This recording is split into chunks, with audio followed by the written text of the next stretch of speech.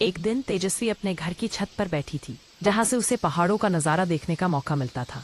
धूप की हल्की किरणें उसकी त्वचा पर चुभ रही थीं, लेकिन उसकी सोच पहाड़ों की ऊंचाइयों में खोई हुई थी। तभी अचानक आसमान में एक विशालाकाय पक्षी उड़ता हुआ आया। उसकी विशाल और सुनहरी पीठ तेजस्वी को मंत्रमुग्ध कर गई। पक्षी ने अपनी गहरी गूंजती हुई आवाज में कहा, तेजस्वी, क्या तुम मेरे साथ पर्वतों की सैर पर चलोगी? तेजस्वी ने बिना किसी हिचकिचाहट के पक्षी की गर्दन को मजबूती से पकड़ लिया।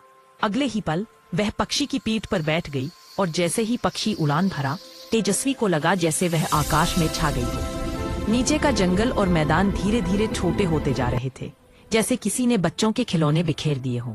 तेजस्वी, अब हम पर्वतों के राजा माउंट एवरेस्ट की ओर जा रहे हैं, पक्षी ने उसे बताया। उसकी आवाज में गर्व था।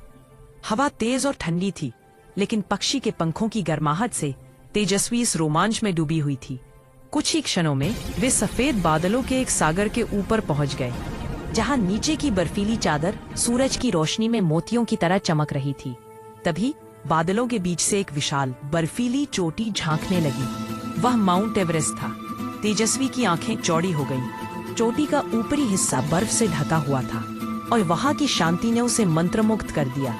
केवल पक्षी के पंखों की धीमी आवाज ही सुनाई दे रही थी। पक्षी ने चोटी के ठीक ऊपर एक चक्कर लगाया। तेजस्वी को ऐसा लगा जैसे वह दुनिया के शीर्ष पर बैठी हो। देखो तेजस्वी, बर्फ की चोटियां कैसी दिखती है जब हम बादलों को पार कर जाते हैं, पक्षी ने कहा।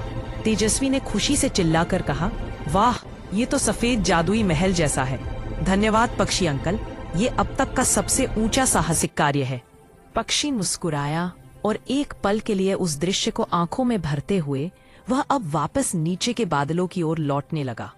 जब उन्होंने तेजस्वी को उसके छत पर छोड़ा तो उसने धीरे धीरे नीचे उतरकर पक्षी अंकल को बाय किया। तेजस्वी के चेहरे पर माउंट एवरेस्ट को जीतने की विजयी मुस्कान थी। उसकी आंखों में चमक और दिल में साहस की एक नई कहानी थी।